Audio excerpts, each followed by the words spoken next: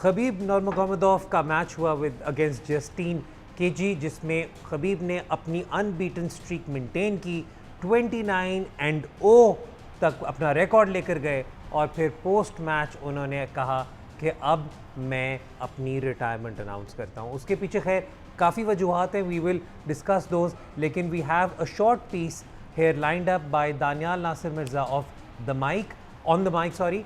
My name is Daniel Nasir Mirza from On the Mic, and I'm going to tell you about the main event of UFC 254.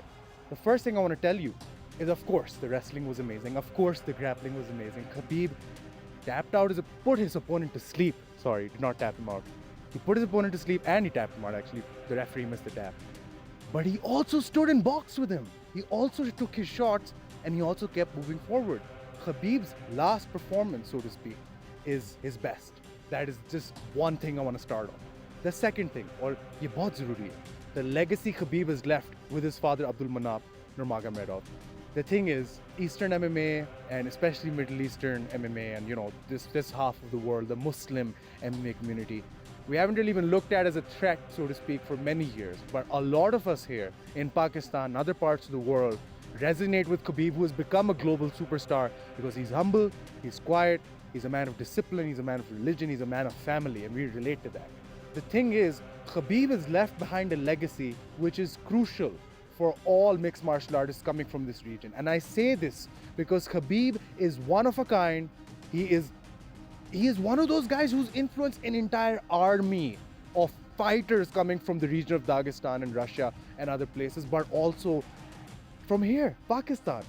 Khabib is important for the Pakistani MMA community. Islam Makhachev to Ismail the Volcano Khan, they all try to dedicate their style to Khabib. So Khabib, if he is retiring, which is the big headline here, then don't expect this to really be his last fight. That's not how it works in combat sports. It's a bit of a secret. But if this is his last fight, if we take this to be his last fight, then ladies and gentlemen, this was undoubtedly the pound for pound number one and the greatest of all time, Khabib Abdulmanapovich Nurmagomedov. That's the correct way to pronounce his name. This has been Daniel Nasir Mirza from On the Mic. Heather, overall, an excellent win for Khabib. An excellent way to cap off a career. What a great night for combat. जी, तो दानियाल ने तो basically जो हमें उसमें बात की, उन्होंने ये एक तो ये वाली बात उन्होंने की कि जी कॉम्बैट स्पोर्ट में लोग रिटायरमेंट अनाउंस करते तो हैं लेकिन वापस आ जाते हैं। लेकिन साथ में जो एक बहुत उन्होंने जो सिग्निफिकेंट बात है उसमें वही है कि खबीब ने एक पूरा स्टाइल ऑफ एमएमए इंस्पायर किया, because Daniyal is also very very active with the local MMA fighting circuit and combat sports in general in Pakistan. तो उन्होंने कहा जी पाकिस्तान में भी यहाँ पर काफ़ी ज़्यादा जो फाइटर्स हैं they aspire to follow Khabib's style. I think कि पहले तो ये है कि ही सॉर्ट ऑफ लाइक जो एवोल्यूशनरी नेक्स्ट फेज होता है कि अगर आप एमएमए को देखें पिछले 93-94 मतलब that's pretty much the launch of the UFC. पहले 7-8 साल तो ये थे कि मतलब इंडिविजुअल डिसिप्लिन के लोग होते थे जो आपस में जिनकी बेसिकली फ़ाइट्स होती थी कि मतलब कोई मुay thai से आ रहा है, कोई रेसलिंग से आ रहा है, इस तरह का। फिर आहिस्ता आहिस्ता मतलब कि दो डिसिप्लिन आना शुरू है। You look at somebody like Anderson सिल्वा, तो वो मतलब एक एलीट स्ट्राइकर थे जिनकी बाकी जो डिसिप्लिन थे वो भी अबव एवरेज थे। Khabib is like the next evolutionary stage of that के ही कम्स नॉट फ्रॉम मतलब जब एंडरसन सिल्वा आए थे तो उस वक्त यही एक्सपेक्टेशन थी कि अगली जो जनरेशन होगी वो स्ट्राइकर्स की ही होगी, जिस तरह Israel Adesanya the style bender as he calls himself, the last style bender, वो इस वक्त जो he is going to be probably Khabib के बाद नेक्स्ट मेन स्टार जो यूएफसी का होगा। खबीब का ये था कि Khabib came from sambo and wrestling, but उसको जिस लेवल पे वो ले गया, he is not the only one जो दागिस्तान से आए हैं, बट लाइक ही उसका जो लेवल था और जो रिक्वायरमेंट उसके बाप ने उसके ऊपर रखी थी, मतलब the most famous one of the most famous Khabib related stories is कि आई थिंक वो 8 या 9 साल का था तब उसका बाप उसको रीच से जो है रेसलिंग कराता था। वीडियोस ऑनलाइन आपको या there is videos of that as well कि मतलब if you search for Khabib bear, you didn't know that. So basically ताकि उसकी रेसलिंग की टेक्निक और मतलब कोर स्ट्रेंथ जो है वो ज़्यादा हो। तो दिस इज समवन जो कि मतलब from a very even his father was like sambo में था और रशियन आर्मी में, आई थिंक रशियन आर्मी को रिप्रेजेंट भी करता रहा है वो। Sambo which is wrestling sort of Russian style है।